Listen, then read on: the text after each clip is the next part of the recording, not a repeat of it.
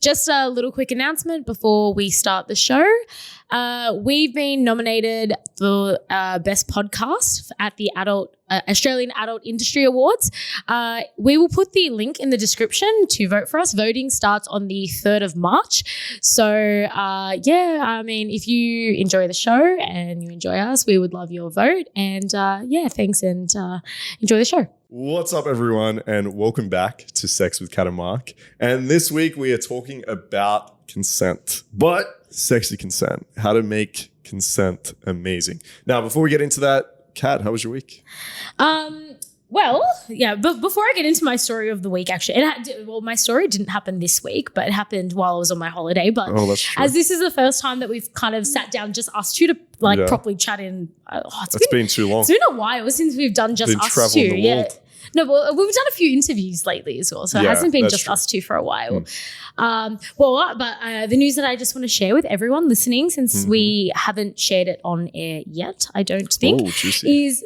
Well, you know what it is. We're hosting the Australian Adult Industry Awards this year. We are. Fuck yeah. This is going to be so much fun. Yeah. I can't wait. I think it's going to be great. We're going to be proper on stage We're talking. Legit. Yeah. You've already got your outfit ready. I saw your outfit. It looks fire. Don't. Sorry, I won't give anything away. I won't give anything away. It looks amazing. That's a surprise. Have you got your outfit yet? Not yet. So I'm trying to make Mark okay, so my outfit is a bit, without giving it away, my outfit is a little bit extra.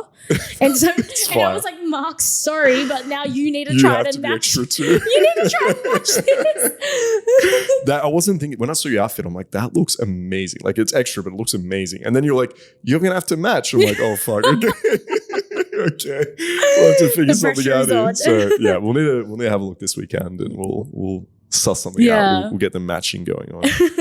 Okay, other than that, what have you been up to? You've been overseas. You've been Mexico. I have been overseas. I was in Mexico, and that's kind of where my story takes place, because this is a very old story, and I don't even know if I've even told you this yet. Maybe because not. We haven't had one-on-one chat since I've been back. I've only been back for a week or something now. True. So I met a guy while I was in Mexico.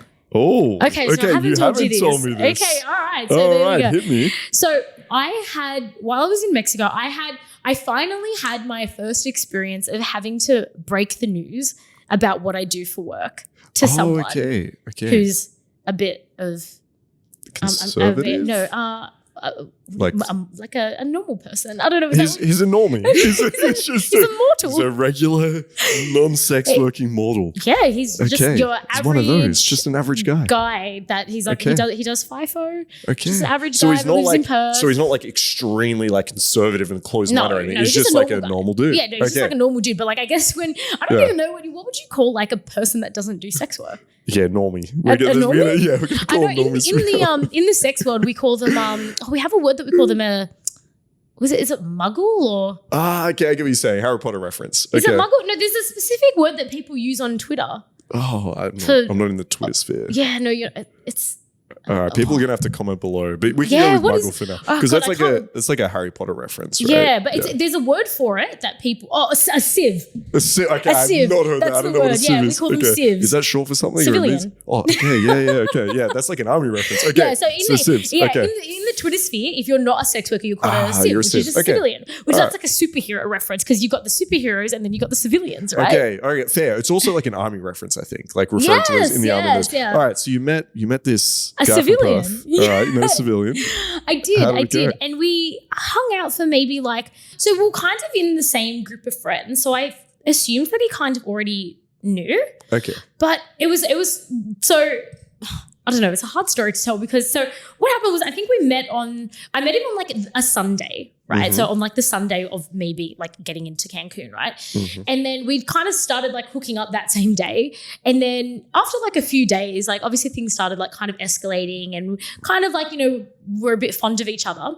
And we were at breakfast together on the Wednesday. And then he's like, so what do you do for work? And I was like, oh shit. So this is days in. You hooked up a few times. And I was like, and he's like, just out of curiosity. I was already kind of invested, you know, so because it was like a few days that already passed. So I was like, oh shit. Do you think he already knew? No, he had no idea. So shit. So I assumed he knew because we had mutual friends and like we hooked up on the first day and everyone kind of seen us hooking up. So I was like, oh, someone would have probably broken the news. Like I kind of, because I'm so open about it, I always just naturally assume that people already know because people, I mean, I don't mind that people like tell people, obviously like not my family or whatever, but like friends and of friends, like I don't mind if people know. I don't try to hide it from anybody, right? So I just naturally assume that it's something that people would generally talk about if I am not mentioning it myself, right? Okay, fair. That's something that you would say. Like, oh, yeah, well, you know she's an escort, right? I mean, depends. I think like... Well, maybe not for you because you're just so used to it, but to normal people, that's a talking point. Like, oh my God, you know that, you know what she does. But if I'm like your friend, maybe I'm thinking, I don't want to fuck it up. Yeah, right? Because imagine you tell him like, hey, you know she's in sex work, right? And then he freaks out. He's like, what the fuck? And then you're like, what's going on? You're like, your friend told me that. Like, so I can get how people might find it super interesting and talk about it, but I can also understand if they're like, fuck, I better be careful about this. Yeah, well, that's apparently what happened because I just assumed he already knew and he didn't. And then I was just sitting there, we're just like having breakfast together. And he's like, yeah, so what do you do for work? And I was like, well, I obviously wasn't going to lie, but I was like, oh God, how do you word it? How do I even say it? Like, what the fuck? Anyway, so I told him, but I feel like it feels like you're explaining sex to a child. No, right? Well, it was a really weird experience because I felt like I had to kind of sell myself without selling myself. I know. I don't know how else it was. So I felt like I had to justify my life. So let's just say like with my old work, people are like, what do you do for work? Oh, I'm an accountant. Yeah. That's it. Yeah. End of story. Whereas it was like, oh, okay, like this is what I do for work. Oh, but I also do this and I also do this and but like, you know, it's not, I make a lot of money and I charge this much. Like, so I felt like I had to like qualified in a way. It's look, I'm a sex worker, but I don't know what your stereotypes are like around I'm not that. This like, you know, I'm not like corner of a street or something. Like, not that there's anything wrong with street hookers. We respect our street hookers on Sex we with love those. We love those. I get what you're saying though. I'm not that like, okay, all right. I get what you're saying. You don't want him to have this stereotype which comes negatively with sex work. So you want him to know the whole picture. I was like, oh, you know, I've got a podcast and I write a blog and, you know, like I do all of these things as well. Like I felt like I had to like kind of explain myself. And I was like, oh, and I have all these degrees and I used to do this. And how did he react? Positively. Okay. To an extent. Okay. So he's like, he reacted positively. I think because I do a lot of things in the industry that is quite impressive to anybody, even if you're not. Yeah, I agree. And he was quite open-minded about it, which I will give him credit for. And according to him, he's like, oh, I've never even been with like an escort before. And like, I've never even spoken to like an escort before. So he's like, he had a lot of questions. It's all new to him. Because it was all new to him. He's just a normal, as I said, he's just a normal guy. Just a sieve. Just a normal guy, right? A normal dude. So he kind of thought it was really interesting. He's like, wow, that's really cool. Like what you doing, like he was quite impressed about everything that I did. So I sold myself well, I guess, but it felt a bit weird having to like qualify. But then, and anyway, so then he goes, so this was like only a few days in, and then he's like, oh, you know, I don't know if I could like be with like a sex worker though. Yeah. And obviously like a few days more escalated from that. Right. This is like a weekend. Because I was in Cancun for like 10 days. So we ended up spending like 10 days together like every day. Wow. Okay, that's intense. And then by the end of the time that we spent together, I was like, oh, like, do you want to like see each other again like in Australia, like as like more than a friend thing? And he's like, I don't know if he was like, oh, what did he say? I know. He was like, oh, I don't know. And I was like, oh, is it because of my job? And he's like, look, I'd like to see you again, but he's like, I don't know if like I would be okay with like your job, like ever. And I was like, well, I mean, like, you know, it has FIFO. You're not around a lot. I mean, that wouldn't bother me because, I mean, I live in Sydney, you know. Because from what I hear from a lot of FIFO guys, it's actually really hard to date when you do FIFO. Okay. Especially if you're doing like long swings because girls generally get pretty shitty when you're Exactly. just like, you're just gone for, you're only there for like a few days of the month It's or like whatever. semi-long distance. Yeah, and a normal person wouldn't want to do something long distance, whereas like pretty much all my relationships have been long distance recently. So somewhere. was this frustrating for you in the sense that, okay, you've met a guy, you guys have chemistry, getting along, and it is your working profession that's holding it back? Yeah, because I've never had that happen, because all of the last few guys I've been with, probably like the last like 6 guys I've kind of been seeing, all already knew what I did for it, kind of getting into it. Like we were, before we had even been invested, like they already knew, because I kind of met them through work, whether it was like collabing or like client or whatever. So they already knew going in that that's what it was. So like it was never an issue. Whereas this was the first time it's had to like come up after the fact. Yeah. So how does this change your thinking? Are you thinking now like, fuck, I need to filter what type of guys I'm going to see? Do I need to be upfront, like from the beginning, see what the reation is? Because it did make me upset by the end of the week, and I was like, oh, like I'm into this guy, like I'd like to see him again, like I'd like to be more than friends, right? And I was like, so I remember like one of our mutual friends who like kind of is trying to get out of the industry. Okay, yes. That you know which friend I'm talking about. Okay, and she used to say to me all the time, like she used to say to me, like, you know, when you tell a guy, like, you know, what you do, like that's like they can't see past that. Yeah. And I was just saying, no, like I've never had, previously I've never had that issue. And I was like, no, I don't think so. I don't think I'll ever have that issue. And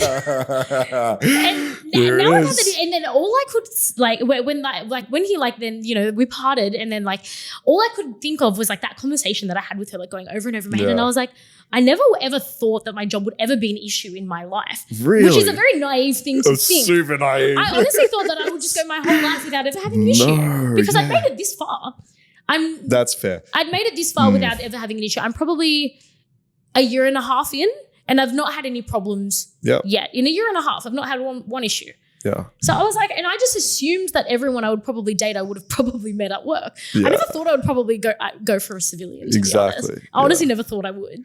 Yeah. And then it just happened. It just happened. It just happened, and I was like, oh fuck, this is now come to bite me in the ass now. Finally, like, So, but we are still talking, and he has still said that he wants to see me again. Okay. So this is a bit of a to be continued story. All right. Well, maybe he's going to change his mind. I think it is a shock, right? For someone that's never been associated with anyone in the sex industry, it's a bit of a shock. And like the first thing guys think of, I mean, you get insecure, right? Like they get jealous. They think of you with other guys, and they probably don't realize that, especially in that line of work, that what they're imagining is every single guy you're sleeping with at work is you're having this like amazing sex with a lot of chemistry, and like the guy's really into you and you're into him, and like that's what guys picture when they think of like their sex work partner. That's not wrong. And okay, well, don't tell him that then. Jesus Christ, I'm trying to help you out here. I'm trying to help you out. Jesus Christ.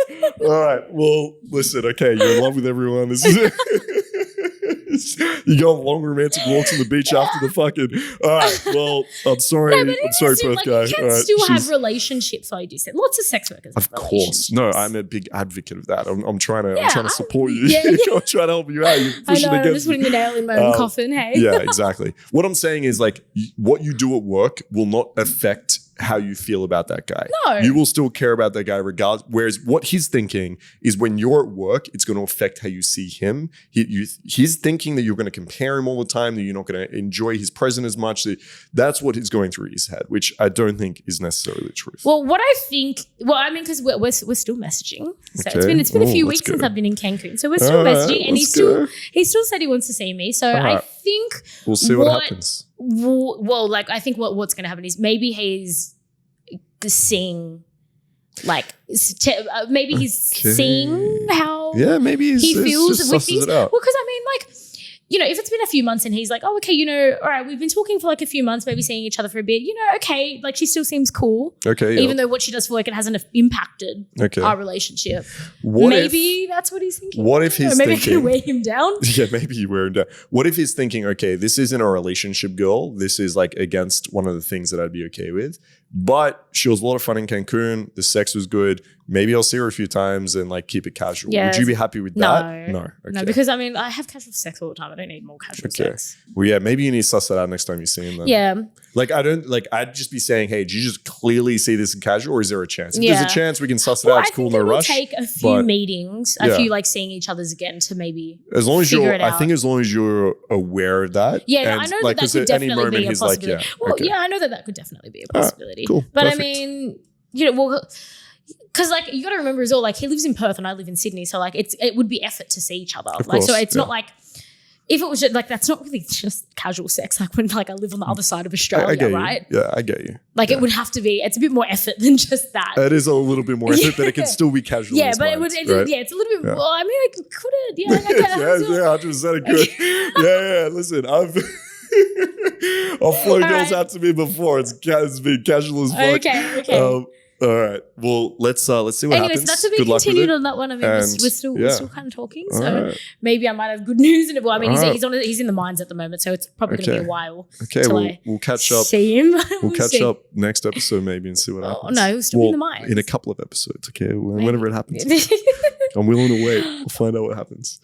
All right, cool, fun story. Apparently, you have a really interesting story this week. It's the most interesting story you've ever heard. What is it actually? No, not really. But essentially, so this past weekend was like public holiday, right? We went out Easter weekend, yeah. Easter weekend. And one of the nights we went to a boat party and there was like fucking 10 girls and then me and our mate, who I won't say his name. And like in the group or like the whole boat? No. In the group, and then we went onto the boat. Okay. But it was just like it was just a crazy time. We were partying, having a good time. Anyway, end of the night, after party, I'm there lying with a girl. We're like making out. Like it's probably like 3 a.m. Kat, and I was like, okay, listen, I live around the corner. Let's just head back to mine. Let's get the fuck out of here. This girl's like, no, I need to have a shower. I need to put my moisturizer. And I'm like, I have a shower at my place. She's like, I have a specific moisturizer I need to use and all this shit. And I'm like, you were so high maintenance. Like, let's just go the fuck back to my place. I'm around the corner.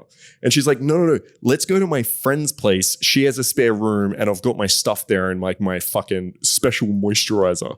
I'm like, Jesus Christ. Oh my God. Where was the friend's place? Was it close by? It's like 15 minutes away. Oh right? God, that's a lot of it because you can't walk there. Yeah, 15-minute drive. And I'm like, I literally live a 2-minute walk down the road. Like, so I'm having this conversation with her. 2 girls on the same couch hear us. And they're like, no, Marcus, go to her place. Like that. And now I'm like trying to argue with 3 girls about how she should come back to my place. And of course I lose against 3 girls. They're all yelling at me. So I'm like, all right, fine. We'll go back to your fucking friend's place. So 3 a.m, or maybe even later, we get in the fucking Uber, go to a friend's place, walk in. Then she's like, all right, I'm going to go have a shower. Like, just wait for me here. Now, they've got a cat. So I'm like, all right, this is a cool cat. I like pets. I'm like, like 10 minutes later, my eyes start to feel like itchy, right? And I was like, okay, it's like fucking 3:30 in the morning. Like maybe I'm just tired. Like my eyes are just dry. But they start getting like more and more itchy. And I'm like, what the fuck is going on? And like unbearable itchy? Yeah, it just gets more. And then like fucking, she's in the shower. Why do women shower so long, by the way? Kat, what the fuck? Like it takes me 5 minutes to clean myself in the fucking shower. I remember. What are women doing in the fucking shower? Just a quick. What are they doing? Just a quick story for all our listeners. I remember the first time I ever met you and I went to your place, right? Yeah. And I was like, oh, can I use your bathroom? You were like, yeah, go in there. And I look in your bathroom and I like look around and the only thing in the entire bathroom was 1 bar of soap. There was not one, nothing else in there. There was just 1 bar of soap. And I look out and I go, tell me you're Croatian without telling me you're Croatian, that all you have in your bathroom is 1 bar of soap. What is this special moisturizer we've been talking about? Get a bar of soap, fucking clean yourself, get the fuck back out. Are you washing your hair with the same bar of soap? Do you still have the bar of soap in your shower? No, I've expanded since then. I've now had 2 bars of soap. But no, you got the moisturizing one and then the normal one? Yeah, exactly. But motherfucker. Okay, so what do we do in the shower? Anyway, Lots of things. You got to 3 hours later. You need to wash your hair. Huh? With like washing your hair, then you got to wash your body. Maybe she needed to do a bit of a scrub. Or maybe she needed to shave her whole body. No, I asked her that because when she was like, I need to go back to my place. I'm like, do you need a shave? Like, what the fuck's going on? Right? And she's like, no. Just need my special fucking moisturizer. But then she spent 27 hours in the shower. I'm like, fucking kill me, right? So it probably wasn't 27 hours, more like half an hour. But anyway. Half an hour? That's a long time. That's what it felt like. Okay. So then I'm sitting there having small talk with her friend whose house I'm about to fuck in. And so I'm waiting. Was there. Yeah, we're chatting like at fucking 3:30, waiting for this girl to have a shower. She finishes to have a shower, comes out. She's like, what's wrong with your eyes? I'm like, they're fucking itch. I'm like, they're so itchy. And then I look in the mirror, my eyes are swollen and like red. I'm allergic to the fucking cat I've been playing with for the last half hour. What? So I've never been allergic to anything in my life. I've never had an allergic reaction ever. And she's like, you must be allergic to the cat. I'm like, I'm not allergic. I've never met a cat I'm allergic to. But apparently they can have like different fucking fur or some shit. So I've just happened to go to the one place, 32 years in my life, not allergic to one fucking thing, about to have sex, finally with this fucking girl I have to go, my eyes are fucking burned. And I'm like, it's do you okay. have a picture of your eyes? Yeah, I do actually. Oh my God, can I see? Yeah, I'll show you as I'm talking. So then I was like, all right, let's go in the fucking room. Typical man. I'm like, no way. Are you serious? I You're will blind. fuck through this, right? I will fuck through this. But then, are you serious? Then we get into the room. You wanted to still have sex even though your eyes were... It's like a small, tiny bed. Okay, this is after antihistamines at an hour later. Don't you dare fucking show that camera. Oh my God. Okay, to everybody that's listening / watching, no, Mark's eyes actually fucked.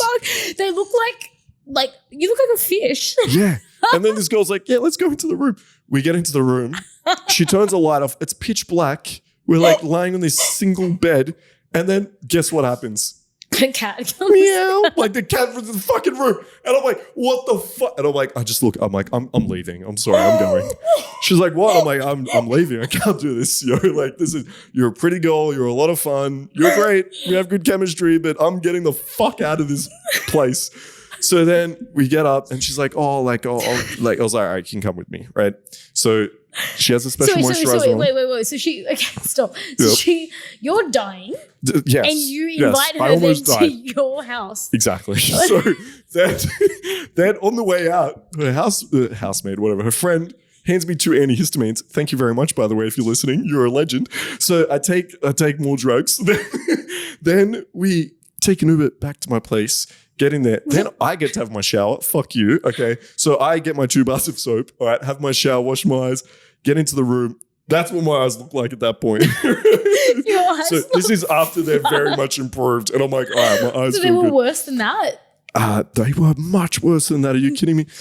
But then, thank God it was amazing sex. Because if it wasn't, I would have been the most fucking annoyed, frustrated man in the entire world. Did you just like, were you even able to function with your eyes like that? Could you even see? Listen, I fucked by touch. Okay. It was just close my eyes. You fucked like a blind person. Yeah, it was, but no, it was great in the end. But it was a fucking adventure. And it would have been like 7 a.m. by that time. Mate, I don't know what the fuck time it was by that time. But anyway, so... yeah, if you have any cats, don't invite me around to your place. That is so funny. What kind of cat was it? It was a very cute, nice little fucking black cat. Like I don't know. Some like rare cat or I don't know. Maybe. Oh my God. Special allergy cat or something. I don't fucking know. But oh my God. Your eyes actually look really bad. Yeah, and like I've never had an allergic reaction before. Like, and so I'm sitting there like 32 years, motherfucker. Like it couldn't have been like at my fucking auntie's house or something where it didn't matter. I was like, no, it's like end of the night. Oh my God. So anyway, and you had to go back to her place too. Like that wouldn't have happened if you had just gone back to your place. Oh man, if we just went back to my place, everything would have been fine. She would have been like not having a special moisture. It would have been fine. But anyway, so lesson learnt. All right. Always come back to my place. Any girls listening?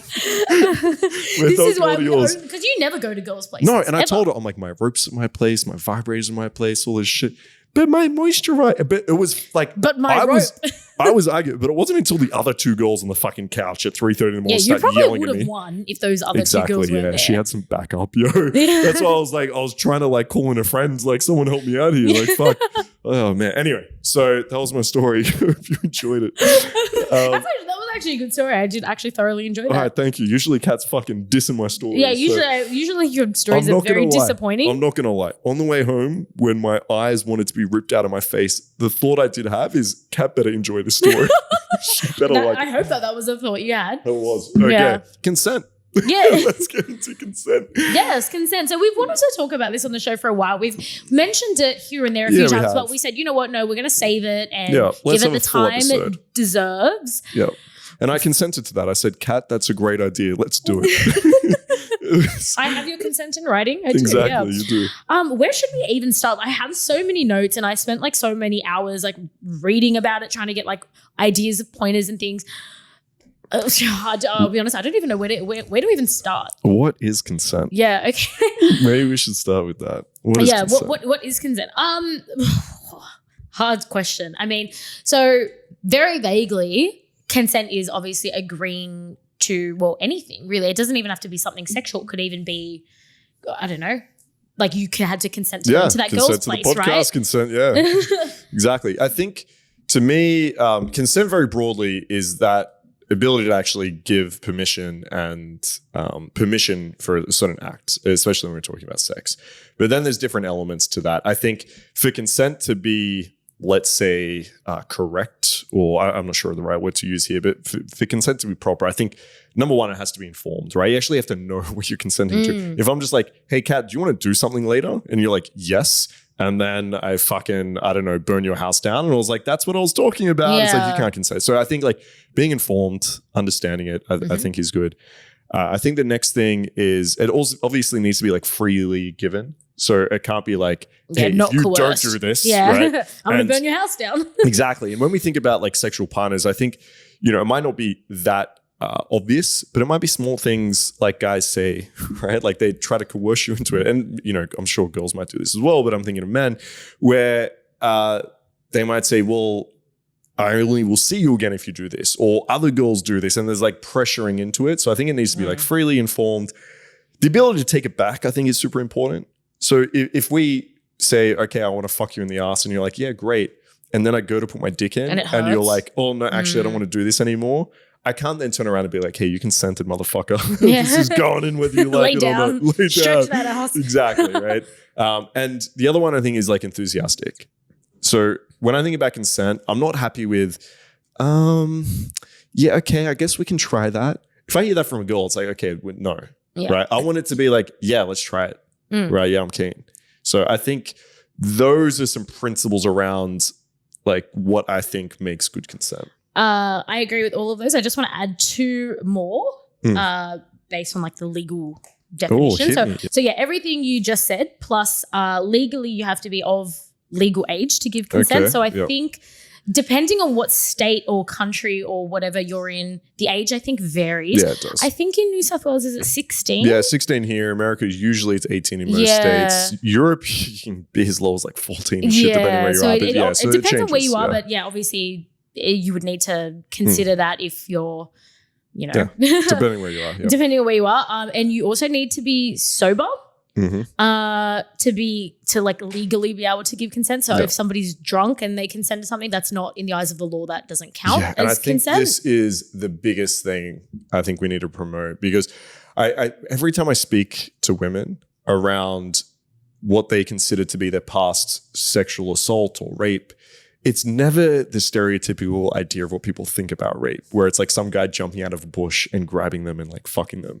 Most of the women I've ever spoken to, and I think the stats probably support this as well, is they're at a party, they're like 17 or 18, they've gotten drunk, they've like passed out, and they've woken up and some guys fucked them. And there's some variation of that. So I think that's really important to understand that you really need, if you're consenting with someone, for them, as you said, to be like sound mind, to be sober. Yeah. So that's drugs or alcohol, so either or. And the last one, so like legally as well, to be able to give consent, is there needs to be like no power dynamic involved. So for instance, boss and employee, like, or inmate, prison guard, or teacher student. So technically I think that doesn't count. Well, from what I read, that doesn't count as consent. For this, I think it's a bit of a grey area. I know, because like, I mean, yeah, because I think things like student teacher, for example, right? I think if you're at a high school and you have like a 17-year-old, I completely agree. Like that is a gross power dynamic. Even if there is consent, in the eyes of the law, they would not count that as consent. Exactly, and a teacher that's what I'm saying. Charged. So I really agree with that. There's other areas of power dynamics that I probably don't agree with as much. Like, I think if you are a boss at work, for example, say you're an accounting firm and you're both fucking grown adults and you're into your boss and you want to fuck your boss and you guys fuck, I think that should be completely acceptable. I think in every area of life, there's going to be some sort of mismatch of power, I guess. But when it becomes areas of extreme vulnerability, like when I used to be a nurse, like I could not be looking after a patient and then be trying to hit her at the same time. Like you have a professional obligation there.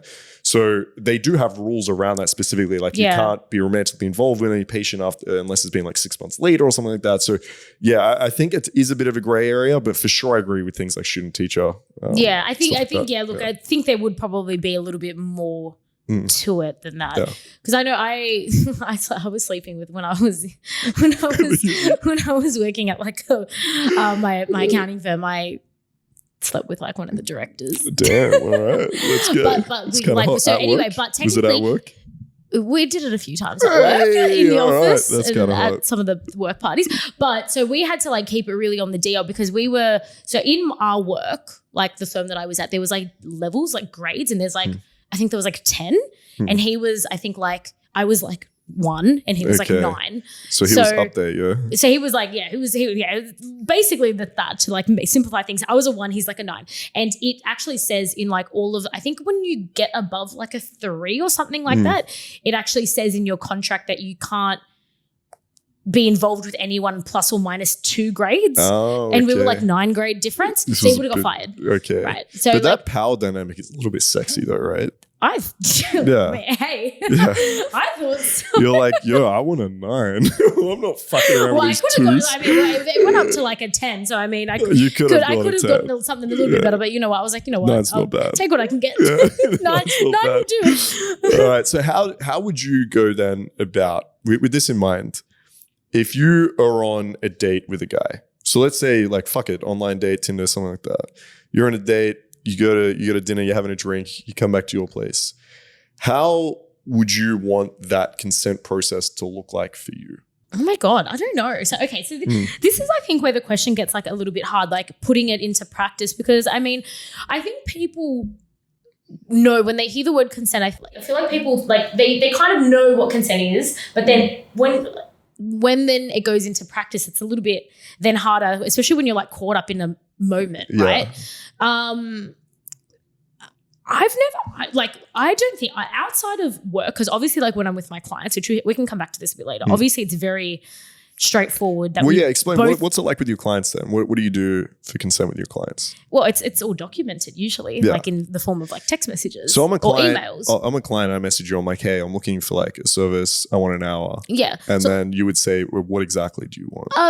Some clients will detail specifically what they're after, like, oh, okay, I want, head and anal and blah, blah, blah. So some will detail it, and it's like, okay, these are the things that I want. It's very obvious that we're talking sexual, and I'll say like, yeah, cool, I can do that. Okay. Are there any cases where the guy's just like, I want an hour and rocks up? Or do you always say, what exactly do you want? So I mean, like there's kind of different prices. So like if you want girlfriend experience or porn star experience, there'll be different prices, right? And if it's an in-call or an out-call, that'll also be like different prices as well. So usually I'll ask a little bit more detail. But I mean, it's kind of just, if you're like messaging an escort and asking like, yeah, I want a porn star experience service. I mean, what else would a porn star experience service be? So are there any, this is my question though, because obviously I'm probably a bit more kinky than most guys, but if I was going to hire someone, I'd want to be able to, for example, if that's something the girl would like, but pull her hair, choke her a little bit, spank her. It depends on the guy. Some guys are very chill and some guys don't mind. Like some guys will kind of go with the flow. So I would say probably only 50% of guys will detail exactly what they want. I would say the other 50% will just say like, oh, hey, like, can I come and see you for a couple hours today at this time? And I'll say, oh, okay, was that an in-call? Were you looking for a girlfriend experience service or something like that? And they might just say, yeah, girlfriend experience, 2 hours, 8 p.m. tonight at like your place. And then it'll just be that. And when the guy, have you ever had, I guess this is my question, have you ever had a guy do something that you didn't like that you hadn't consented to? Yes. Okay. But sometimes my clients will ask me like, oh, can I do this? I would say majority of them would ask. I've never had any do something that's like, I don't want to say like really bad, but like I've never had anyone try to like, put their dick inside me without a condom on, or try to do anal, or like choke me without like, just like randomly choke me. So like with the more extreme things, I've never had any just try and do it. Okay. But sometimes they might do something that I don't like, but it might just be something small. Like so for instance, sometimes they'll just suck on my nipples, like, and they'll just do that. Oh, and I haven't said like, okay, I personally, I hate it. And this happens to me all the time. Okay. Clients always go for my nipples and I hate it. Okay. But like, I don't think like, especially like, I don't just think to say it. Okay. Like, do you know what I mean? So understand what you're I would say that that's probably more of a me thing because if I don't like that, and that's something pretty normal, I think that most people would Okay, do. so it's more like if we'll put it on a spectrum, it's not something that is like you're super vulnerable about that you really like just is a clear no. It's more of a look, if you really fucking enjoy it. And I feel like this is where consent gets a then- bit weird because it's like some girls might say like that is not okay to just suck my nipples without asking me. But I would say that I mean, I feel like that's a little bit innocent. That's a pretty normal thing that I think people do, kind of like kissing. Yeah. Sometimes like they'll ask, like there is a lot of like, I would say clients are generally quite respectful when they say, can I kiss you? Or like, oh, can I pull your hair a bit? Or can we do this? And do you ever ask the guys what they want?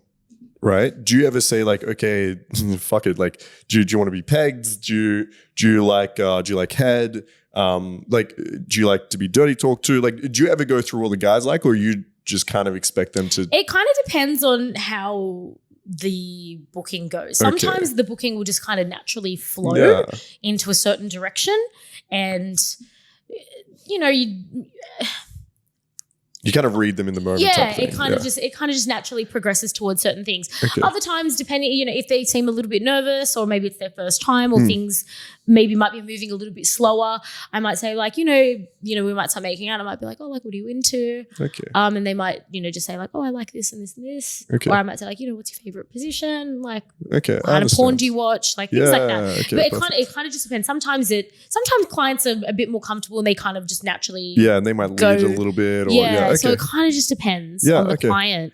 And so in personal life then, is it the same kind of vibe? Do you kind of just feel it and it just kind of flows? Or do you ever have those conversations where it's like, okay, I don't want my nipples to be fucking sucked on, and hey, by the way, what do you like? And this is what I like. Or so does it just with flow? the nipple thing, so with me, usually like kind of how I will do things, because like especially like with clients, like I find that like I don't know. So this is again where it gets really difficult. Is like I'm not gonna always sit down and be like, oh, I don't like this and this and this and this and this and this. Like I'm not gonna just like randomly do that.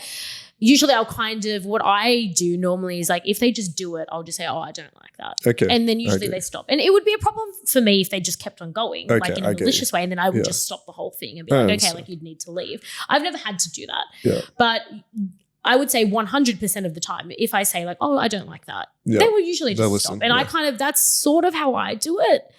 I usually just go with the flow, and then if they do something. Or so other times I'll ask, like I'll be like, oh, like, you know, I probably ask for things. I don't really ask for things much with clients. It depends if the book, it depends on the vibe. Sometimes I'll ask, like, I'll be like, oh, choke me a little bit. But usually in my private life, I'll be like, oh, like, you know, choke me, slap me, something like that. So usually I'll just say it. But a lot of the time, especially in my private life, a lot of the time I will kind of hint to me being a bit kinky. Okay, cool. A bit before I'm like, I like it rough. Just by the way, that's smart. But usually I'll just be like, oh, like, spit on me, or choke me a little bit, and then to be honest, some guys will be like, oh no, I don't feel comfortable doing that. Okay. So I've had that happen where a guy will be like, oh no, like I don't want to choke you. No, like I don't want to spit on you. Yeah, and I'm like, that's okay, that's cool. I mean, I would like it, but I mean, don't worry about if that's a bit weird for you, that's okay. I get it. So I mean, it can work both ways. Like that can be like, you know, no, that's a bit weird. Okay. But does that count as consent then if it's like they do it and then I say no? Because I mean, I guess depending. So this is where it gets a little bit difficult. Isn't it? This is where it gets really tough, and this is why I hate the model of teaching consent, where everyone's telling boys if a girl says no, then stop, right?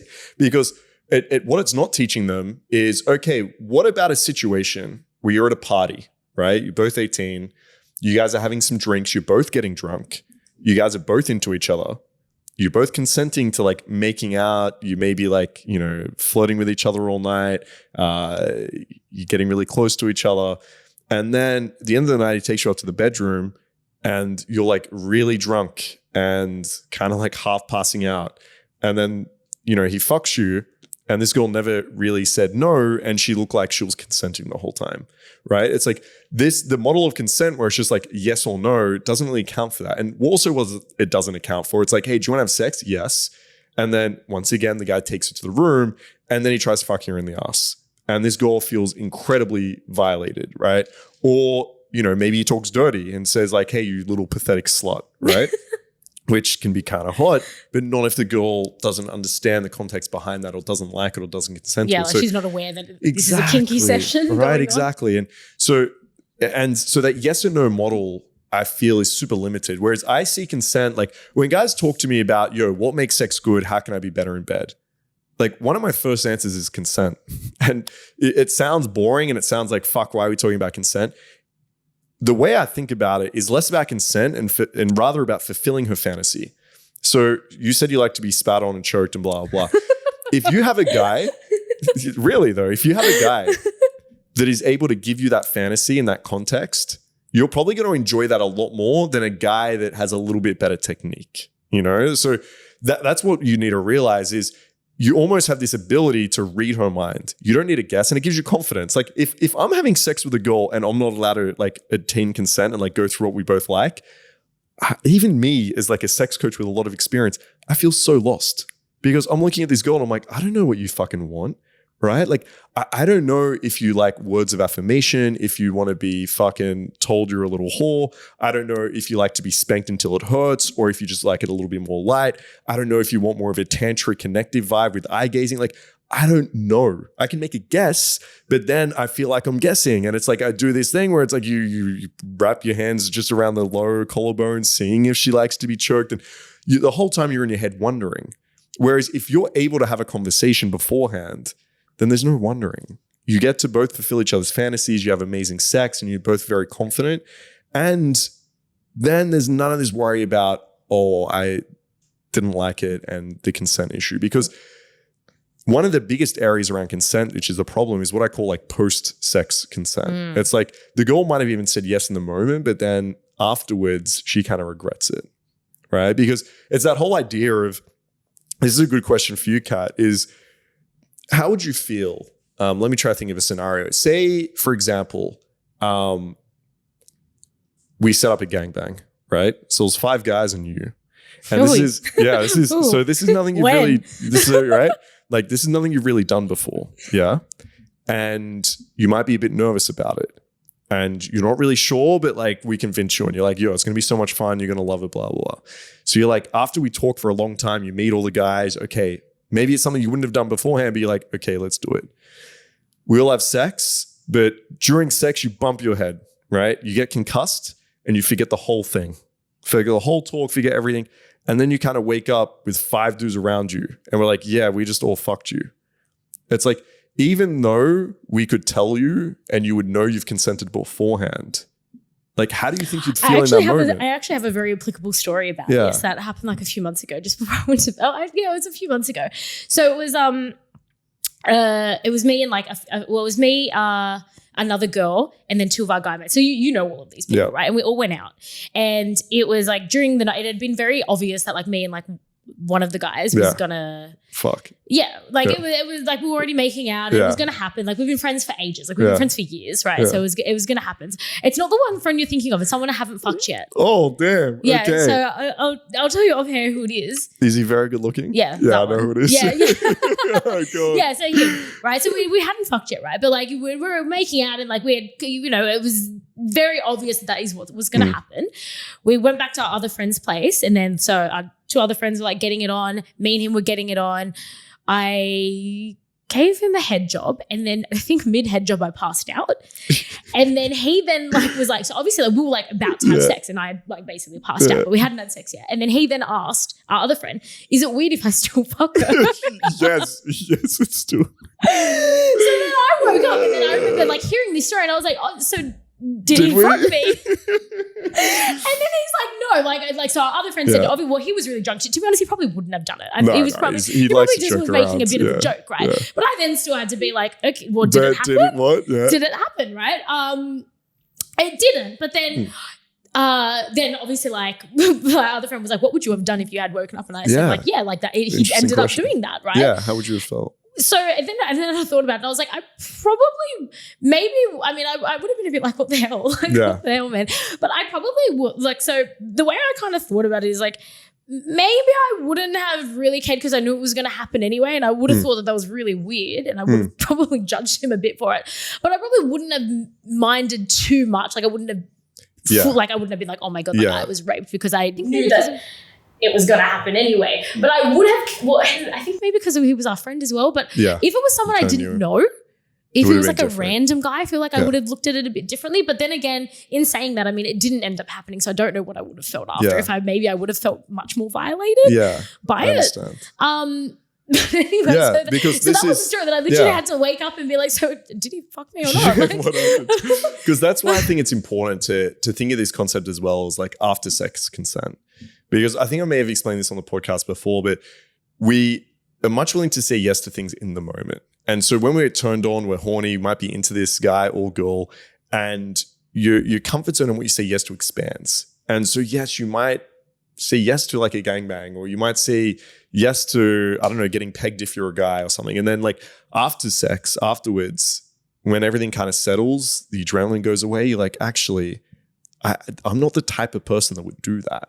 And so you start actually looking back, like retrograde, you start looking back at the consent you gave, and now you take it away. And that's when it becomes really dangerous, because now the people that are taking that consent away and thinking, no, I wouldn't have done that, actually feel really shitty about it. And they often put the blame on the other person of like, oh, well, I wouldn't have consented to that, and so I didn't. And this is where a lot of guys can get issues around girls saying, okay, I feel raped. And it's an honest feeling. It's how they feel. And the guy then thinking, but you said yes at the time. And so this is where we have to be really careful as well, where aftercare comes into it. Where after you have situations where you've both pushed your boundaries a little bit, you need to have a space to actually talk through that if you need to. If the girl after the gangbang thinks like, oh man, I don't know how I feel about this, you need to be able to talk about it with her, right? If she's like, oh, I just kind of feel used, then you need to be able to explain like, well, that's not how we see it at all. We see this as an amazing experience. We think you're incredible. Like we all had an amazing time, like, you know, blah, blah, blah. And let her actually talk through that and be like, actually, you're right. You know, like that, okay, now that I've got a chance. Or maybe you did call her the dirty little slut, and afterwards she's like, hang on, did you actually mean that? It's like, no, I didn't mean it. Like you're an amazing girl, and I just a kinky, and it's a role play, and I respect you. So there needs to be room after sex as well. And that's why like this yes, no model. Because you do like to check in. Yeah. I think you've mentioned when we were talking about gangbangs in a previous episode, I think you did say that you like to check in with people kind of throughout. Yeah. And then obviously at the end as well, which that was something that when I was like looking up like consent and like legally, I was like, what is it like legally? And it did say like it recommends like you should try to check in throughout the experience just to make sure that it's still there. Yeah. And this is the hard part. It's like, how do you make consent sexy?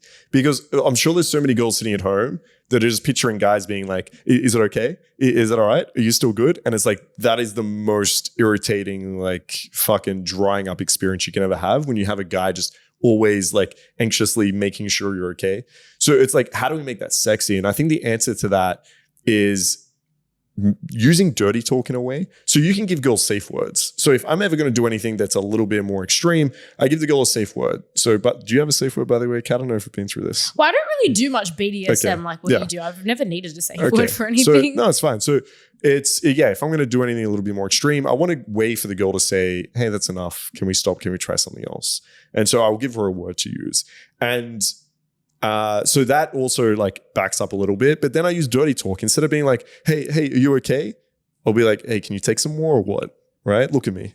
And then I judge off a reaction as well. Even things like, hey, you fucking love that, don't you? Yeah. If the girl's going to say, yeah, I fucking love it. Or she's like, yeah, there's a big difference. It's like, you need to read that as well. You need to look at the girl's body language. Yeah, I do that a lot too. Like, oh yeah, you like that? Yeah, exactly. Right. And then you can see how much they like it by their response. Exactly. Right. So I think, having some dirty talk throughout it is a really good way to check in, to use it as communication, to be able to like make sure you're both on the same path. Yeah, it's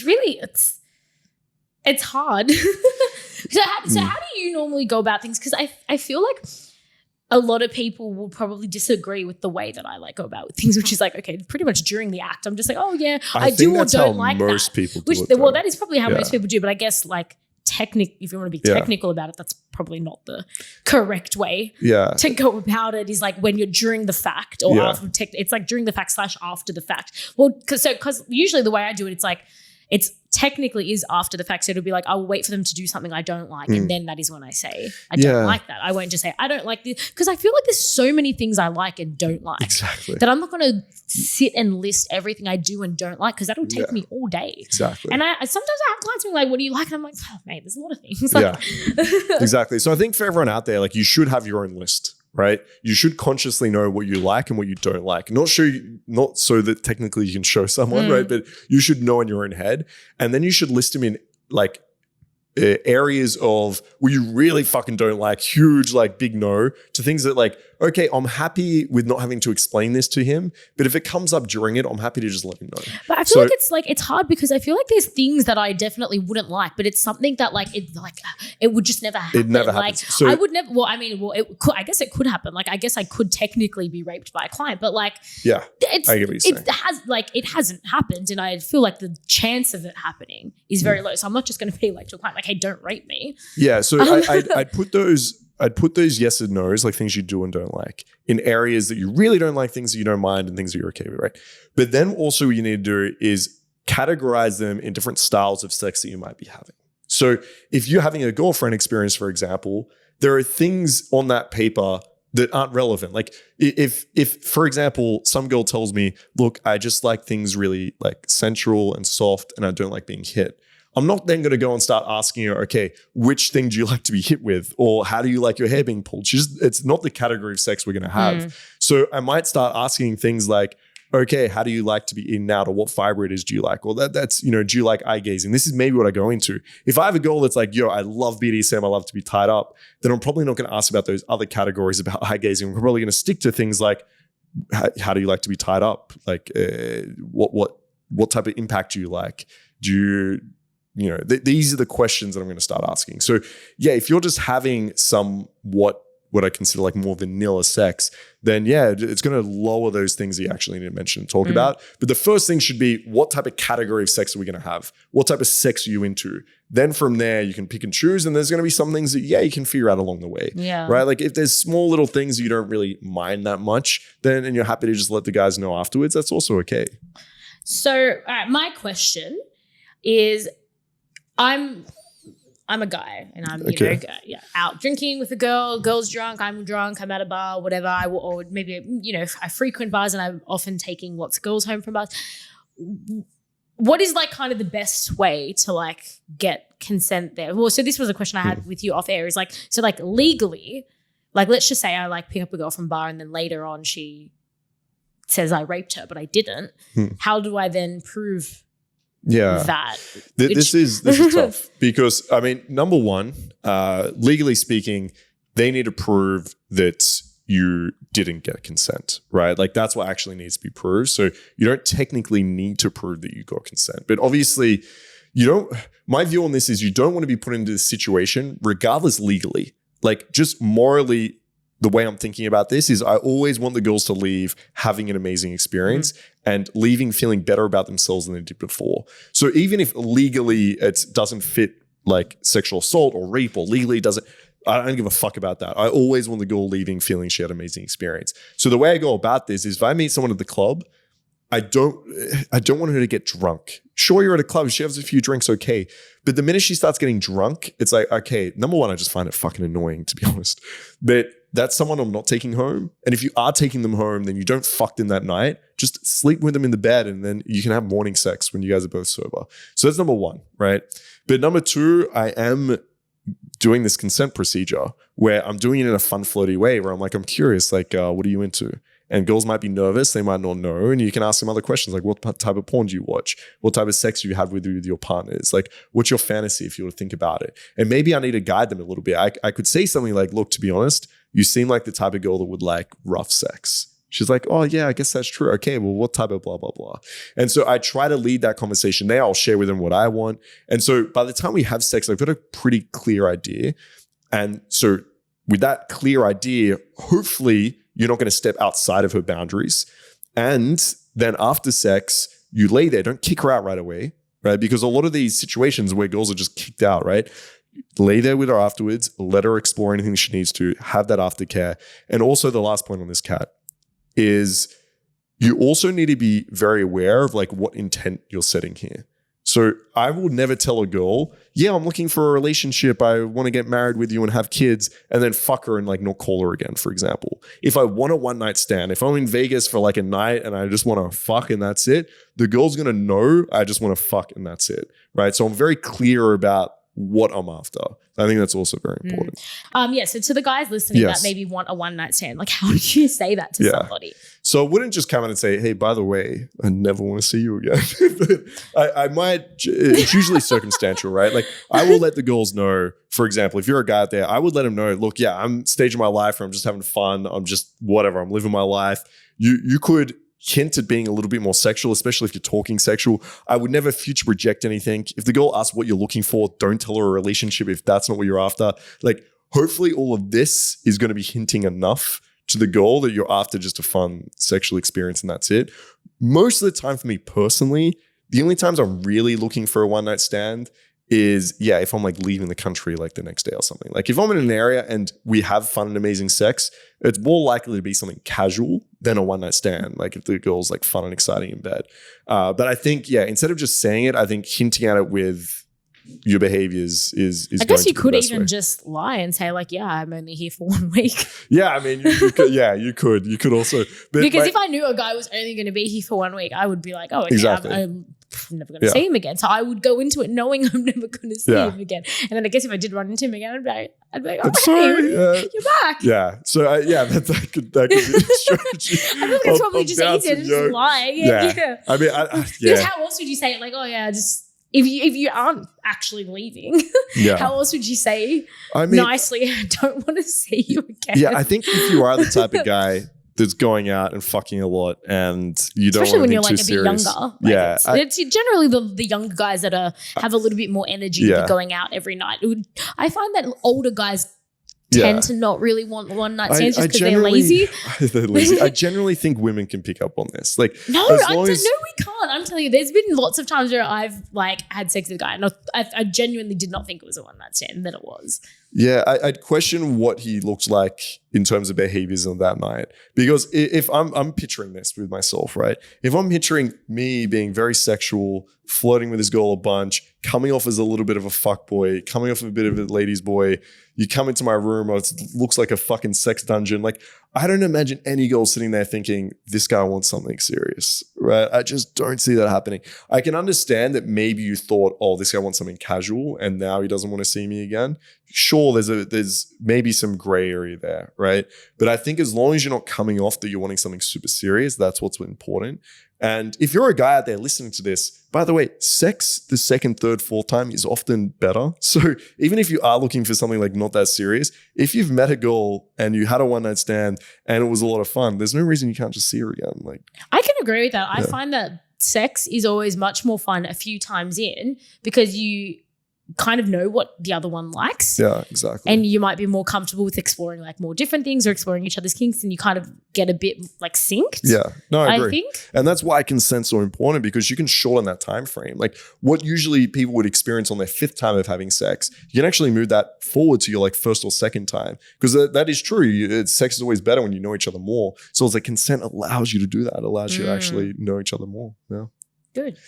I've got a question for you.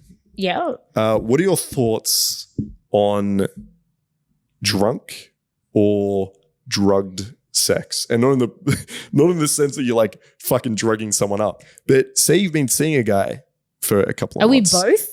Yeah. On something? Yeah, maybe you're seeing a guy for a couple of months and he's like, yo, I'd love to have some drinks, maybe some MDMA, maybe smoke weed, whatever it might be, and fuck. Right? Because technically, I mean, is that not non-consensual? Oh, that means I've had lots of non-consensual sex. So what are your thoughts on that? Yeah.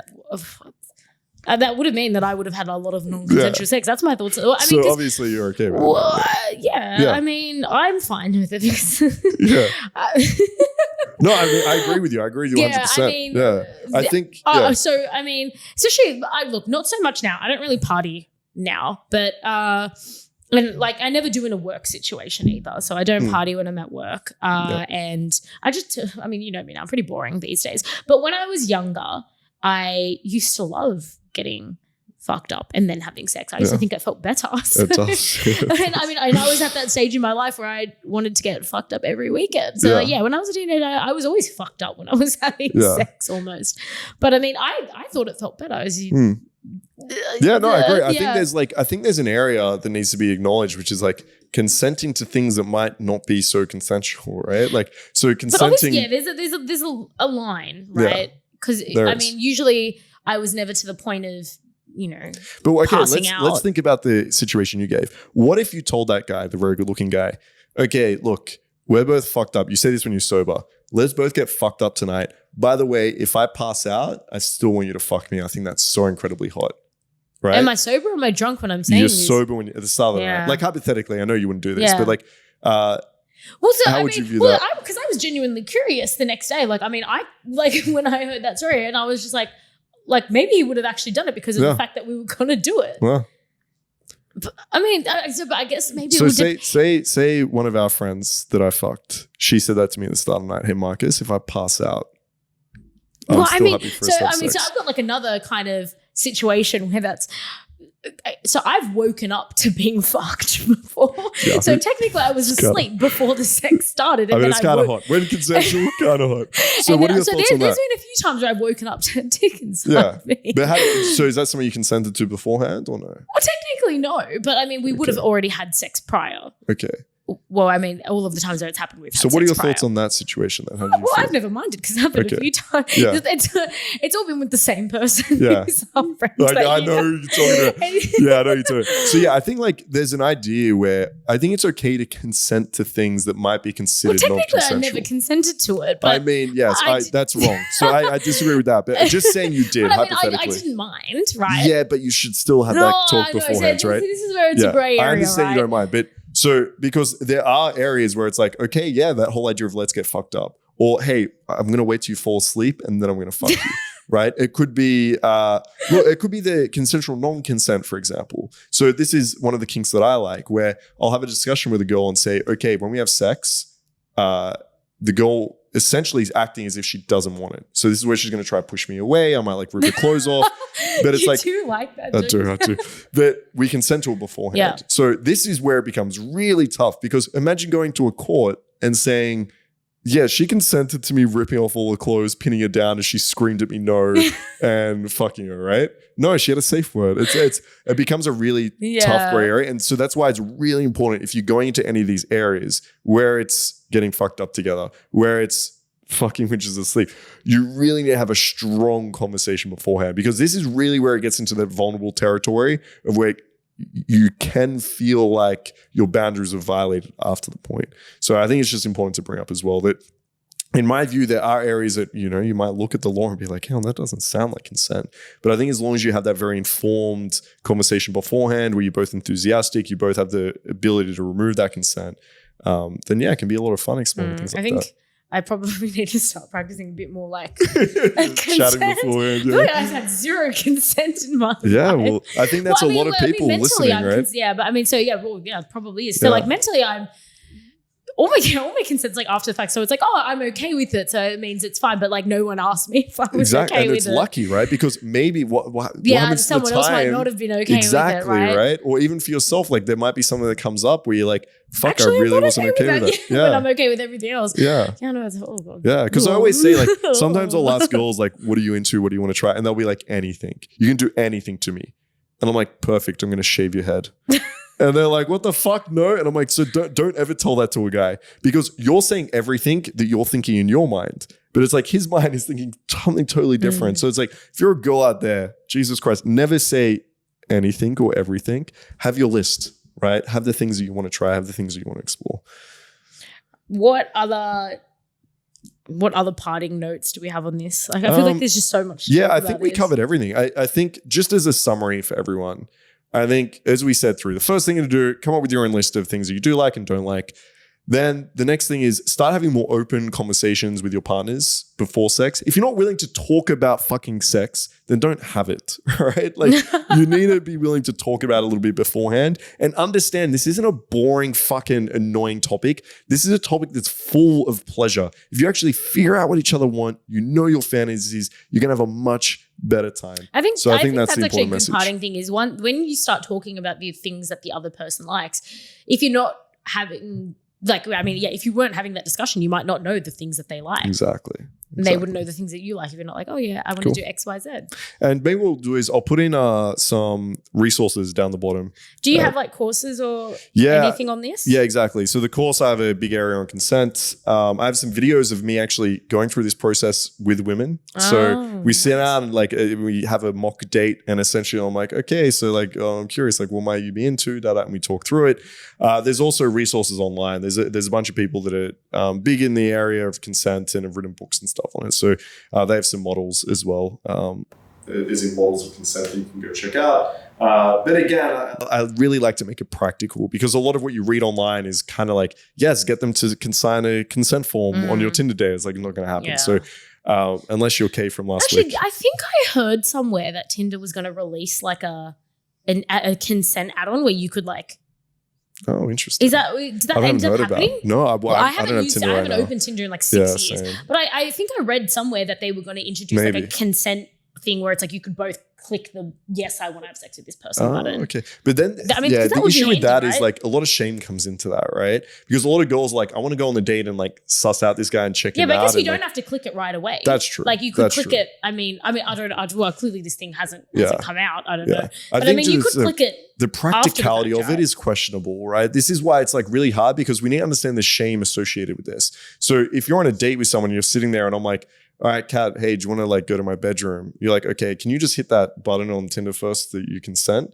It's like, it can be this moment that feels very awkward where there's a little bit of shame that's brought up. So I'd rather it be more of a like flirtatious conversation that happens. And maybe over time, maybe that is a really good thing over time where people are actually more open and comfortable doing this. So maybe it is a good thing, but I just think it's tough practically. So, okay, next we have our question of a week. And this is a really fun one, actually. So, question from the audience. This is from a girl. I don't know if we've had a question from a girl before. So, all right, I'm a girl and I'm into anal play on guys. So my kink is I like to play with guys' assholes. All right, good girl. Most guys are not very into this. True. How do I, A, bring it up, and 2, maybe get them a little bit more comfortable with maybe trying anal play? I know this is a bit of a hard one. It's a great question. But it's a very good question. This is a great question. Yeah, I feel like I vibe with this question so hard because I mean I like anal play as well, and I mean I don't mind sticking. Like, okay, it's not my kink, but I know how pleasurable it is for guys to have a finger up their bum. So I'm always being like, let me put a finger. Let me do it. Trust me, it's gonna feel so good. Trust me, it's gonna feel so good for you. And then guys are always there. A lot of guys are just not keen. Yeah, and it's like, yeah, but you would love it. I know you would love it. Why do you think they're not keen? Because they think that it's homosexual. Yeah, I think that's why. Right? That's which we love homosexuals on the show. We don't shame anyone in that community, and but I don't think that it's gay. No, neither do I. Because it's a G-spot up your ass. But also, it is. I imagine like for a lot of guys, this is what they're thinking as well. Not only is it's the whole shame about being gay, but it's also a very vulnerable area on a guy, right? Like, so for instance, for myself, I don't even like getting head depending on the girl. Because of that, it's like the power dynamic of this is a very vulnerable position. Like my life is in your mouth right now. Like, fuck. So yeah, I think there's a lot of reasons, but I think what we brought up on the anal episode, reversing this, where it's like guys trying to have like anal sex with women, is I think the first thing you have to do as a girl is really find out what the guy likes and explore that a little bit first. So kind of showing like, okay, what do you like? I'm going to try give you that, and then come back with that reciprocity and say, hey, can I tell you what I like? I feel like it's so different with this though because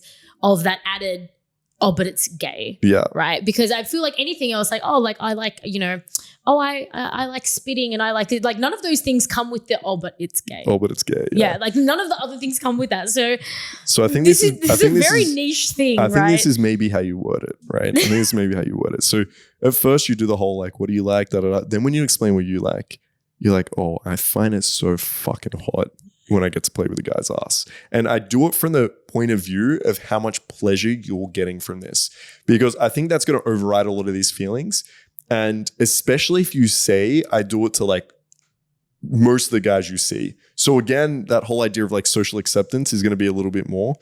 And maybe one way you can frame it as well is, look, I know not every guy is confident enough to try it, but I think like we'd have so much fun with it. And again, just on that topic of consent, you do want him to be at a point where he does confidently want to try this, right? Yeah. And you do want to be at the point where you're willing to pull back at any time if it's like too much for the guy.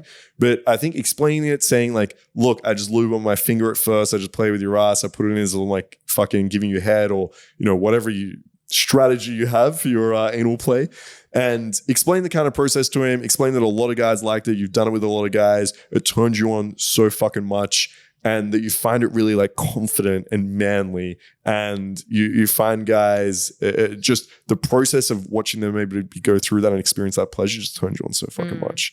So I think that would be a strategy. But at the same time, if there's a guy that's like, look, this is a huge no for me, it's just not going to happen, unlucky. Yeah, I feel like that's a bit of a turn off though. Like, I mean, I think we've spoken about this on like episodes as well. When someone is just really closed-minded. Closed. Like, I don't want to try this, and there's no reason why I don't want to try it. I just don't even want to try it, because I feel like some guys as well will be okay with like, you know, even like a little massage around the area. So like, I find that even usually a lot of the time when I'm giving a guy a head, because sometimes I'll just, you know, sort of massage sort of near the area, like even just like with a knuckle or whatever, you kind of just go like, not put like a finger up the ass, but I know a lot of guys just like a little bit of stimulation in that area. So sometimes I'll just go a little bit down, see their reaction, like, oh, okay, you know, do they like a little bit of a massage, whatever. And there's probably fuck to say that because of the fact that we were just like, oh, we consent, like literally just want to like, oh, just massage the area a bit. But like you could, because a lot of the guys will just say, you know, they'll just blatantly be like, yeah, no, which is fine. But I mean, sometimes I feel like they need to feel some stimulation in the area, even if it's just touching it slightly, to know that, oh, it feels pleasurable. Yeah, 100%. I think you could probably get away with something like if you're going down on them, you're playing with their balls, and then your hand like slowly goes around the anus. Like a little tiny bit, just so that they can be like, oh, that feels good. Yeah, I think as long as you're not like shoving something into their ass. No, definitely don't be doing that. Absolutely, no, nothing should get shoved up an ass, guy or a girl, without consent. Yeah, because that's fucked up. Yeah, but yeah, I think honestly, like if you explain it in that way. Because for me, I'm a big fan of ensuring there's like mutual pleasure. And if there's something that the girl just really fucking loves, even if it's something that personally I'm like, then I'm going to be more inclined to try it. Right. And like vice versa, I found like if I tell a girl like, oh, maybe I can tie you up and I don't really give a fuck, like they're not going to give a fuck. But if I'm like, yo, this is something I love to do, then they're more likely to try it out and say yes. So yeah. So good luck, guys. Yeah. Good luck. And this is just quickly, this was a semi 2-part question. Oh, yeah. So the next part of the question was, okay, I want to stick my fingers up a guy's ass, but I've got long acrylic nails. How do I go about that? Yeah. And so how I do it, because I have to, I mean, I've got, to everybody watching. You got nice nails, actually. Extremely long nails. Yeah. And these do go up their fair share of assholes. But so what I do, I guess this is one, a pleasure thing, and then 2, also a hygiene thing is I'll just wrap a condom around my finger. Yeah, 100%. So one that obviously that kind of makes it a little bit more slippery, I guess, like glidey, kind of like gives it a little bit more of a protective barrier.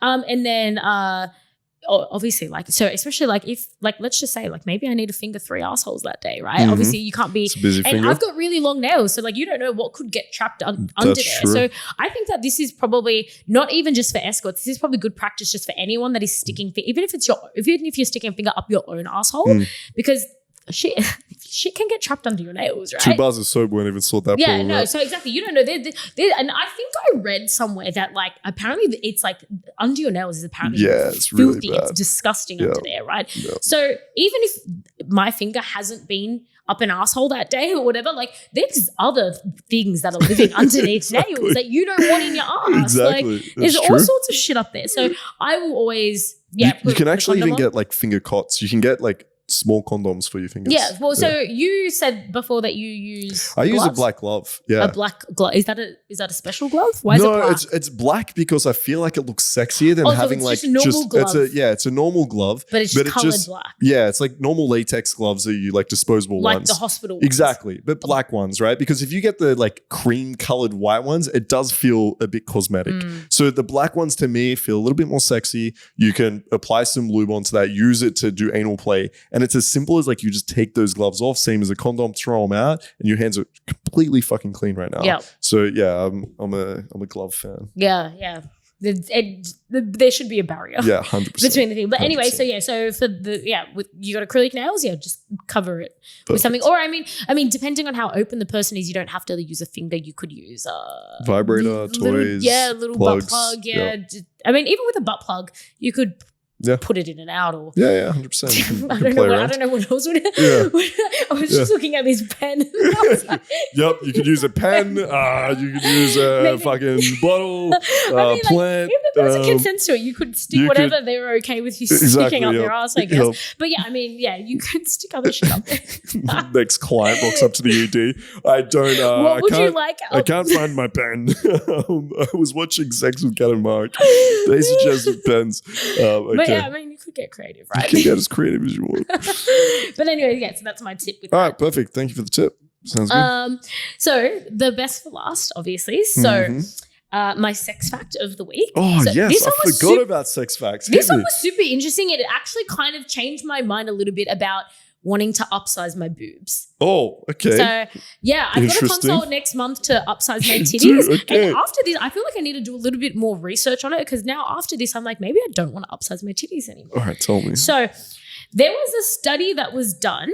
I don't have the details of the study, but according to the internet, there was a study that was done. So there was a study that was done on the study got 266 guys in, or roughly that number. It was a fair bit. It was in the 200s of guys in, and all specifically from different socioeconomic backgrounds, and asked them to like rate 5 girls with different sized boobs on which ones they thought were like the most attractive girls. And they all had very, very different boob sizes. And what the study found, like there was this like a no word of a lie correlation, is the poorer guys all liked bigger tits. The middle income guys liked middle tits, and the rich guys liked small tits. And they're like, I couldn't even make that up. Like that is exactly how it went. There you go. Yeah. I'm a fit titty guy. I'm not going to lie. I do like fit titties, small. And do you have money? Look, I think what this survey actually found, because I read the same one, the guys that like the small titties are not only more rich, they're more handsome, they're more funny. Like, you definitely got some money, so you'd probably maybe be on the higher end of the spectrum. So that kind of rings a bit true there. Yeah, I agree with it. And I mean, I would say, like, I would generally say that most of my clients tend to be from the. My boobs, okay, some people would say that my boobs are big, but when I compare myself to other escorts, my boobs are actually small. But your boobs are big in comparison to yourself.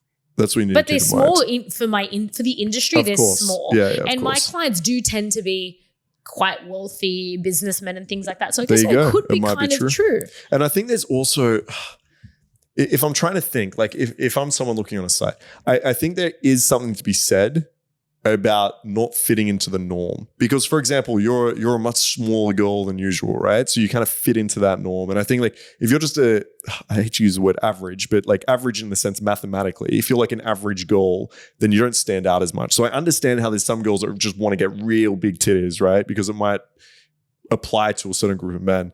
But yeah, for me, I'm all about the shape, you know? Yeah, because that's so this has just confused me so much now, because I've always had like kind of smaller boobs. Like my boob job, I got my boob job quite late in life compared to a lot of people. Because how old were you? I think I was 23 or something like that, which I mean, it's still young, but like most girls I knew got their boob jobs like 18, 20, like pretty much girls who have small boobs, they get their boob jobs as soon as they can, right? Whereas I could have got a boob job at 18, but I didn't. Because I kind of like, because I was a lot skinnier back then as well, and I was loving that anorexic kind of look that I had back then. That was kind of the look that I had. Titties but that was what I liked. That was the look that I wanted to have. Okay. Like I wanted to have that skinny, really slim model sort of look, and the no boobs were a part of that. Like I wanted to look like, catwalk model looking. I understand, yeah. And that was the vibe that I wanted. And so if I had bigger tits, it would have ruined that. And it wasn't until I got a little bit older, I would have been like, kind of getting, I think I was about 23 the reason why I ended up getting boobs, I still was okay with the small boobs, but I wanted to look more womanly. Okay, and so I thought that the small boobs made me look childish. Okay. Which I guess it kind of I think there's some truth to that, right? If you're like, if you look really young, you're short, you're tiny. Well, exactly. I'm 4'11", so we need to also remember that I was really skinny. Yeah. I was a lot skinnier as well than I am even now. So I was like super, super skinny. Like a size 6 used to be big on me back then. So I'm like a size 6 now, but back then a size 6 would have been like quite big on me. And so I'm short and I had no tits. So I looked very young and I was like, I think I'm ready to look like a woman now. That's fair, And then that's why I ended up getting boobs. But anyway, so my boobs are, well, some would say that these are big, but they're not that big. What size are they? Can I ask this? I'm a 10 double D. Oh, okay. That's big titties then. Yeah, but a double D sounds big, but a 10 double D is actually, that's probably like a 12C. I understand. So if I was one size bigger, I would be like a C. Okay. So I know, so boob size is a bit hard. So when you sense. say, oh, I've got double Ds, it's like, oh, you got double Ds. But if I was a little bit bigger, I would be like a C. So I think what you should do is you should survey all your your rich clients essentially and find out what size. I'm very expensive. They all have money. Well, survey your clients and find out what is their ideal size titty. Maybe you should ask them. Well, all my clients, they all love my boobs. They all tell me how maybe you should keep your boobs. Even my fans on OnlyFans all tell me that how much they love my boobs. Maybe you should cancel the appointment. Yeah, this has just confused me so much because the reason why I wanted to do it is because a lot of girls in the industry get upsizes because of the fact that every girl in the industry has, well, not every girl, but majority of sex worker girls have big is tits. Usually better. Big, they just not generally have bigger boobs. So that's why I'm saying that for my industry, my boobs are small. Okay. So I was like, oh, well, they've all got big titties. I want big titties too. And now I'm like, oh shit, actually maybe my selling point. Maybe a selling point is a short me girl with my blonde hair. Like most sex workers have blonde hair, right? Generally speaking. Yeah. And I was like, oh, everyone's got blonde hair. I want to be blonde too. I dyed my hair blonde and I only lasted like 2 weeks and I actually found that I got way more bookings being brunette than I did being blonde. So I was like, oh, fuck. Like, maybe you need to stand out that way then. The brunette, short, not massive titty girl. Yeah, so now maybe I'll fuck myself up getting bigger boobs. Maybe you should just cancel that appointment. Oh, I know. So now that's my recommendation. That's just everyone drop a comment. Yeah, let us know. Bigger or better or no? Yeah, anyone that listens to this, please DM me if you think I should upsize or not because I'm actually genuinely very confused now and I need help. If you're a guy or a girl, actually no, you know what? No, girls aren't my clients. If you're a guy listening to this, should I get bigger titties? If you're a guy with money, let us know. And I generally don't reply to DMs, but if you DM me about my boob size, I will reply to you. Perfect. So this is the invitation for me to reply to you because I never reply to DMs. But I do actually read all my DMs, even the ones that I delete, to be honest. Left people on scene constantly. No, because you get so if it's an account that like is a random account, it goes to like this big folder of like requested things. So I don't read them, but I do look at them because you have to delete them, right? Yeah. But I will start looking at them if they mention the word boobs in it, and I will actually reply. Let us know. All right, we'll start a poll. All right, thank you, Kat. Do we have anything else? No, I think that's it. All right, everyone, don't forget, message Kat, but before you do that, hit subscribe. Smash that. Leave a comment. If you can't smash me, smash the like and subscribe button. If you smash the like and subscribe, maybe you would. Actually, maybe we'll you know what? If you want to smash us, smash that like and subscribe button. It's the only way. From now on, we're only having sex with people that are subscribed. From now on, if you want to book me, I'm going to be like, send me a screenshot that you have liked and subscribed. So make sure you like and subscribe. Check out my blog. It is sexandsydney.com. Check out my website, katiacortez.com. Orgasmicblisscoaching.com. Check it out. All right, guys, we'll see you next week. Take care. Oh, and on TikTok, we are TikTok and Instagram. It's at Kat and Mark Show. Perfect. So make sure you follow. Send us some love. Well, I was going to say like and subscribe, but you can't like and subscribe. You can try. All right, guys. We'll catch you next week. Bye-bye. Bye.